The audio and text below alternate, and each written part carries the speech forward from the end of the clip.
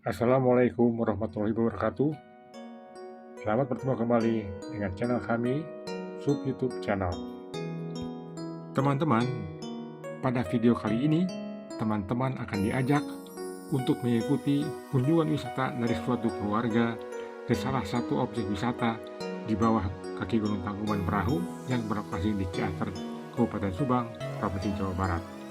Tempat tersebut dikenal dengan Flora Wisata De Castello. Lokasi tempat ini sangat mudah diketemukan karena berada di tepi jalan raya jalan provinsi yang menghubungkan antara kota Bandung dan kota Subang. Apalagi bila kita sudah pernah mengenal pemandian air panas Ciater. Nah, lokasi tempat ini itu hanya berjarak 2,5 km dari pemandian air panas Ciater tersebut ke arah Subang. Nama Castello itu sendiri diambil dari bahasa Latin yang artinya kastel atau kastil atau istana. Bila ditambah dengan kata flora wisata, maka flora wisata di Castello ini dalam bahasa Latin berarti istana bunga. Sehingga tidak heran jika di kawasan ini banyak diketemukan beraneka bunga yang indah-indah. Bangunan kastel di Flora Wisata de Castello yang dibangun dengan megah ini itu merupakan perpaduan dari arsitek Turki dan Belanda, serta memiliki sejumlah menara yang diberi kombinasi warna yang sangat mencolok dan sangat colorful seperti warna merah, biru, kuning, hijau, dan warna-warna cerah lainnya. Sehingga kastel ini layak dan pantas untuk dijadikan sebagai ikon dari tempat wisata ini dan menjadi salah satu spot favorit untuk berfoto-foto oleh para pengunjungnya. Flora Wisata de Castello ini dibangun di atas lahan yang luasnya hampir mencapai 10 hektar dan dikelilingi oleh tanaman teh, karena lahan ini memang berada di tengah-tengah kebun teh, sehingga para pengunjungnya dapat menikmati pemandangan hijaunya kebun teh yang berpadu dengan udara segar kaki Gunung Tangkuban Perahu. Mari kita ikuti perjalanannya dan kita buktikan kebenarannya. Pada pagi itu, kami berangkat ke kota Bandung dengan kendaraan roda 4, dan tanpa terasa sampailah kami di depan gerbang tempat wisata tersebut dan jam menunjukkan pukul 8.20 waktu Indonesia bagian barat. Dan pada waktu itu, keadaan dan suasananya terlihat masih sangat lengang dan belum banyak pengunjung yang datang, mungkin karena masih pagi. Selanjutnya, kami belok dan memasuki kawasan tempat wisata ini dan langsung menuju ke tempat parkir kendaraan. Menurut petugas tiket parkir, dia mengatakan bahwa bayarnya nanti dilakukan pada waktu kita akan keluar dari kawasan. Jadi tidak perlu sekarang.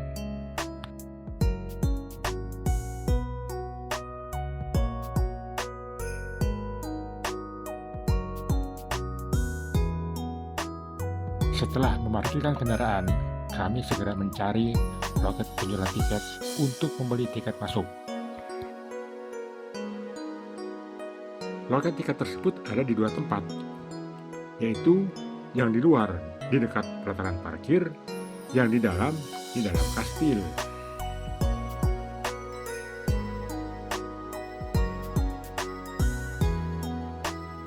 Setelah memiliki tiket masuk, maka kami mendekati ke bangunan kastil.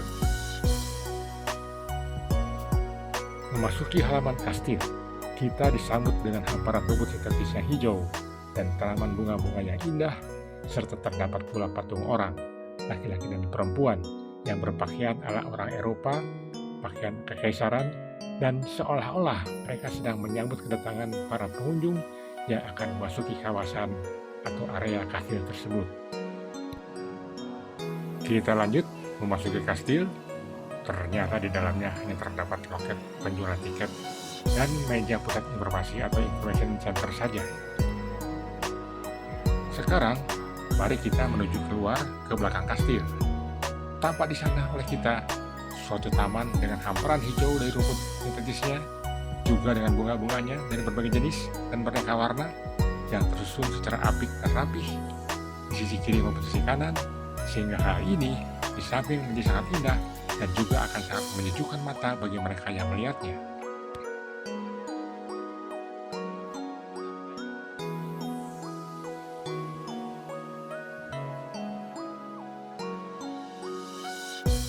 Di sini, di dalam taman ini, dilengkapi pula dengan kolam air mancur yang dikelilingi oleh aneka bunga yang ciamik. Selain itu, bergeser sedikit ke arah belakang, kita akan menjumpai patung Mickey Mouse dengan ukuran besar.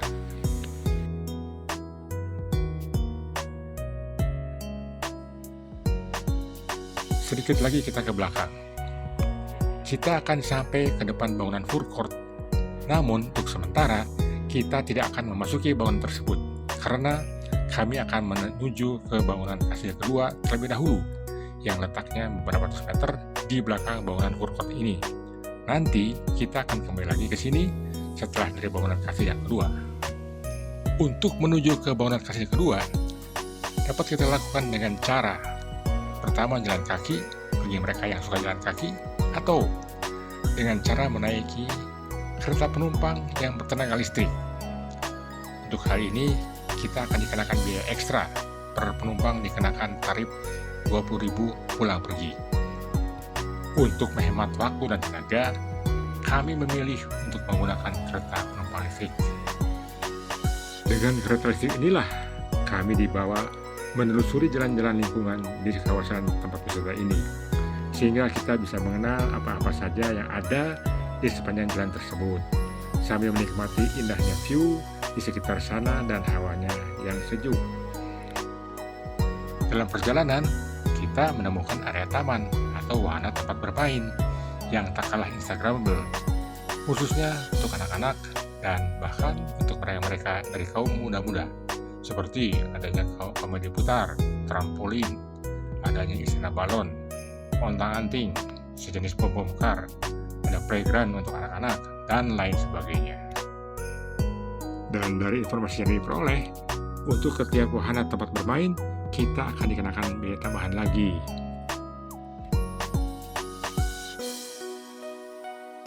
Dan di sepanjang jalan, tampak jalan-jalan yang diberi warna-warni, yang menjadikan jalan itu menjadi indah dan segar. Dan dari kejauhan sana, juga terlihat adanya bangunan berbentuk sangkar atau aura dome, yang isinya pasti diisi oleh tanaman-tanaman bunga yang indah-indah.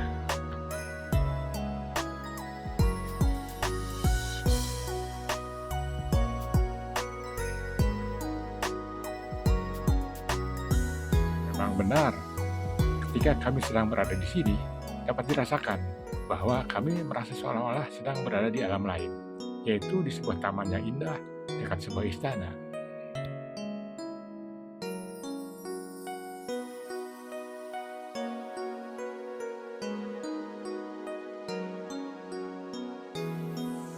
Nah, sekarang kita telah sampai di depan bangunan kastil kedua. Di sini, kami atau kita akan diturunkan untuk dapat mengeksplor sendiri area bangunan kastil yang kedua ini. Dan nanti setelah puas, kita akan dijemput untuk kembali ke depan bangunan food court. Sama halnya dengan kastil yang pertama, taman beserta isinya sama-sama tertata dengan rapi dan apik, dan semuanya tampak dipenuhi dengan aneka warna. Namun, sebelum memasuki ke dalam kastil, di sebelah kiri terdapat sebuah jembatan yang disebut jembatan tangan, atau dikenal juga hand bridge. Disebut jembatan tangan atau hand bridge mungkin karena di tengah-tengah jembatan tersebut terdapat patung yang berbentuk tangan yang seolah-olah menopang jembatan itu. Itulah sebabnya jembatan ini dinamai jembatan tangan atau hand bridge, sebagaimana yang terlihat seperti ini.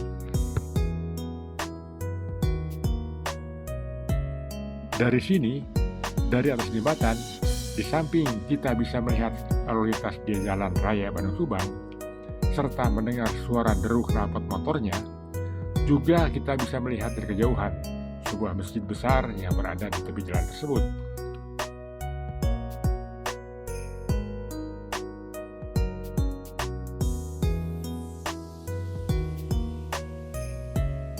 Jembatan yang nantinya diberi warna kuning ini memiliki bentangan atau panjang kira-kira sekitar 150-200 meteran yang menghubungkan antara bangunan kastil kedua dan bangunan yang berbentuk sangkar atau aura dome.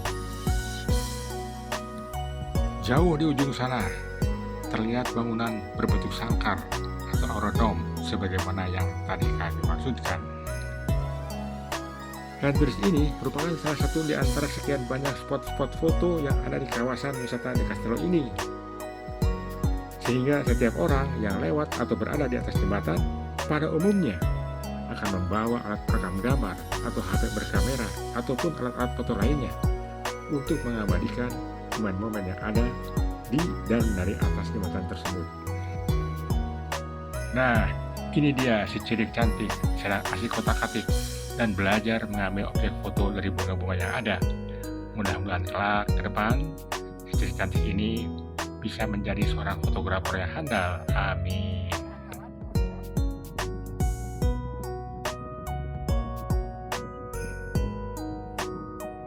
Di bawah saat ini terlihat sudah mulai ramai dan makin banyak wisatawan atau pengunjung yang berdatangan ke area Kastil 2 ini. Segera terpikir oleh kami bahwa karena keberadaan kami di atas jembatan ini telah cukup lama dan sebelum para pengunjung lainnya lebih banyak lagi berdatangan, rupanya lebih baik kami lanjutkan eksplorasi ke objek lainnya di area ini. Untuk itu, kami turun dari atas jembatan untuk masuk ke dalam bangunan kastil yang kedua.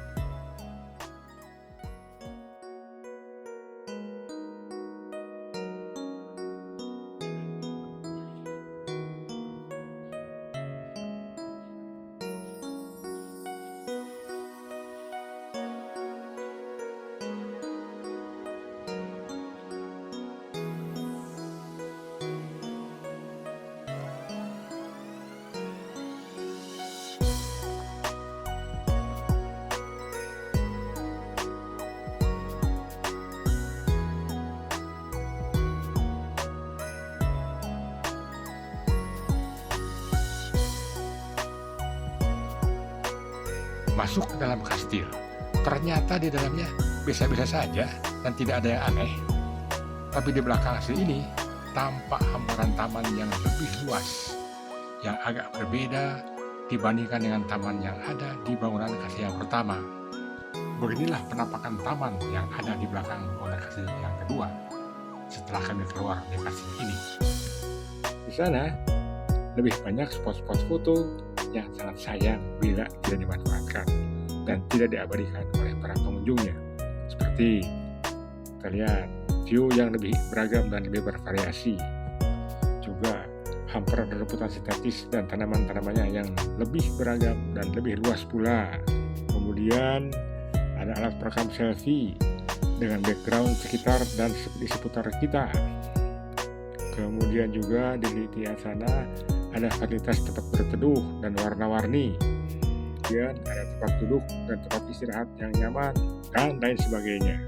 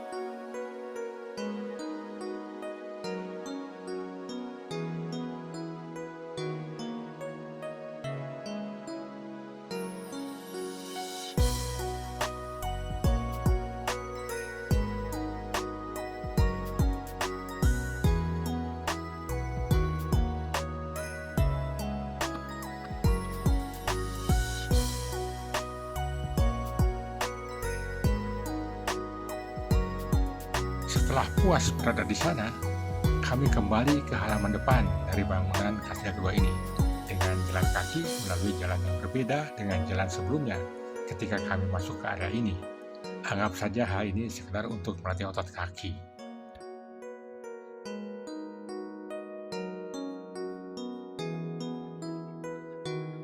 Dan sambil jalan kaki, di sepanjang jalan kami banyak menemukan view-view lainnya yang indah dan yang cukup menarik perhatian dari mereka yang melihatnya. Akhirnya, walaupun dengan rasa lelah yang cukup lumayan, sampai pulalah kami ke halaman depan bangunan Kasia yang kedua ini, di mana tadi kami diturunkan dari kereta listrik. Teman-teman, ada hal yang sangat menggembirakan.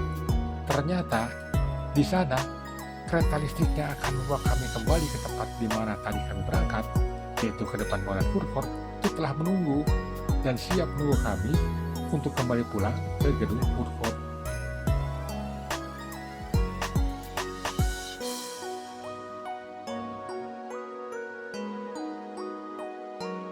Sambil duduk di atas kereta, baru terpikir bahwa pilihan kami untuk menggunakan fasilitas kereta ini yang akan membawa kami dari depan gedung food court ke area Kasia yang kedua ataupun sebaliknya adalah suatu pilihan yang sangat tepat. Karena setelah kita lelah-lelah berjalan mengeksplor area Kasia yang kedua ini, untuk kembali pulang ke depan gedung food court, kita hanya cukup duduk-duduk saja sambil berehat. Sehingga nanti sesampainya kita di area food court, tenaga kita telah pulih kembali dan siap untuk mengeksplor area lainnya lebih lanjut.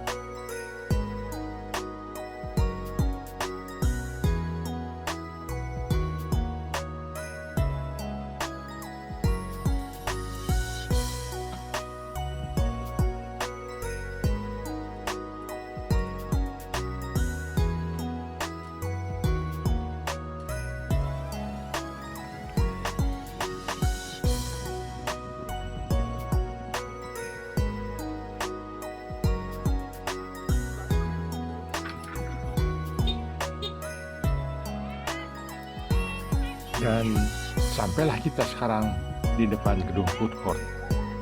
Sesampainya di depan gedung food court, kereta ini sudah ditunggu oleh calon-calon penumpang yang lain.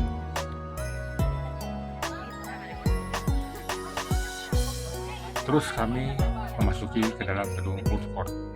Begitu kami masuk ke dalam gedung food court, ternyata area ini juga ditata dengan manis dan apik, serta dirancang dan dibentuk dengan konsep alam, yang membuat suasana di dalamnya menjadi nyaman dan menyegarkan. Hampir rata-rata dari para pengunjung ramai-ramai mengabadikannya dengan latar belakang view buatan yang ada di dalam bangunan tersebut.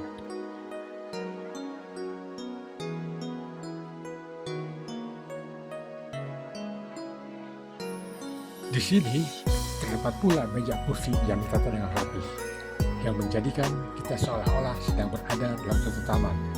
Dan meja kursi ini disediakan terutama untuk mereka-mereka yang akan menyantap jajanannya di area food court ini.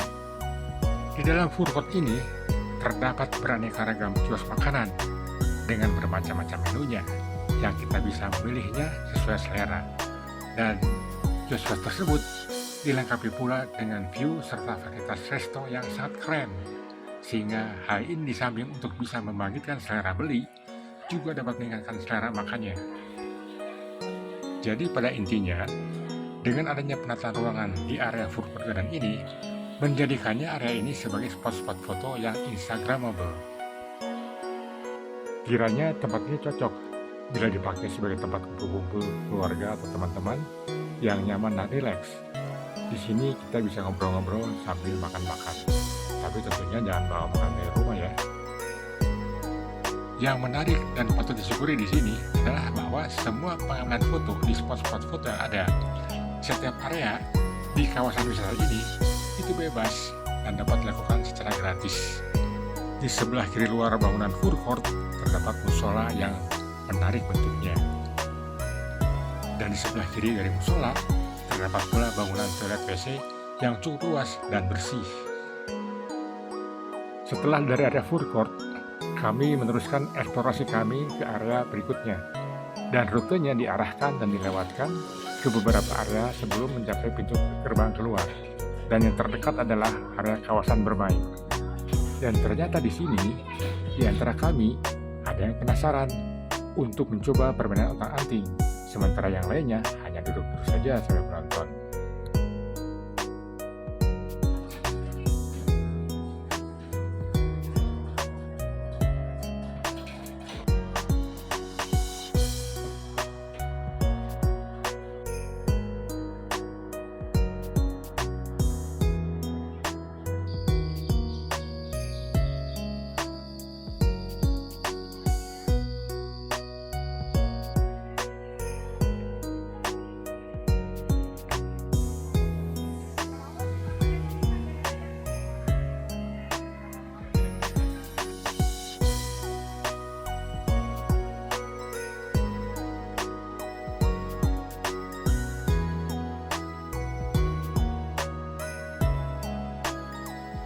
Kemudian, sebelum mencapai pintu keluar, kami masih dilewatkan juga kawasan berikutnya, yaitu pusat jajanan oleh-oleh yang menjual berbagai macam oleh-oleh seperti makanan cemilan, ada pakaian, ada cendera mata, ada tanaman-tanaman atau bunga-bungaan yang barangkali saja ada di antara para pengunjung yang ingin memiliki dan membawa pulang tanaman-tanaman atau bunga-bungaan seperti yang ada di kawasan ini dan lain sebagainya.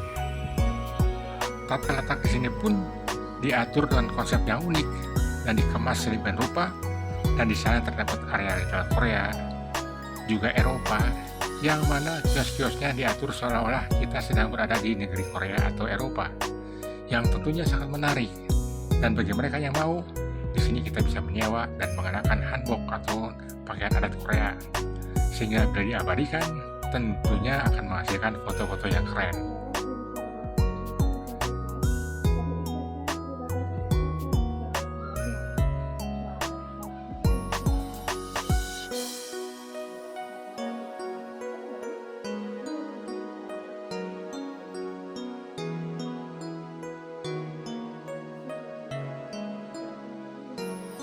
Melangkah dari pintu gerbang keluar dari area kawasan, kita akan mendapatkan sebuah bangunan masjid yang jauh lebih besar dibanding dengan tempat ibadah seperti yang ada di dalam tempat wisata ini. Secara keseluruhan, dapat dikatakan bahwa di tempat wisata yang bernama Flora Wisata de Castello ini, itu merupakan tempat wisata yang memiliki konsep kekinian, karena telah cukup memenuhi beberapa kriteria agar bisa dikategorikan sebagai tempat wisata kekinian. Satu di antaranya adalah yang sangat penting adalah memiliki spot-spot foto yang instagramable.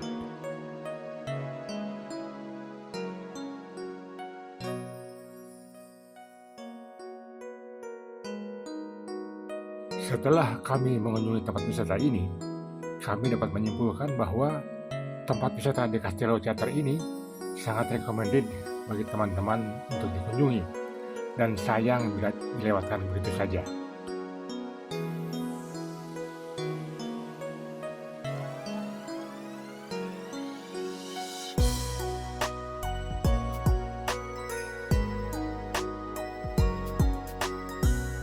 Tanpa terasa, ternyata matahari telah jauh melewati titik puncaknya, dan para pengunjung pun sudah semakin banyak.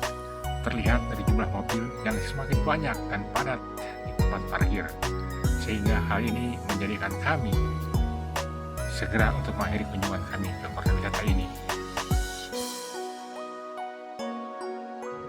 Sebelum pulang ke Bandung, di perjalanan pulang, kami singgah di salah satu rumah makan yang berada di tepi jalan raya untuk makan siang, karena perut kami sudah pada berteriak-teriak, tanda sudah pada lapar.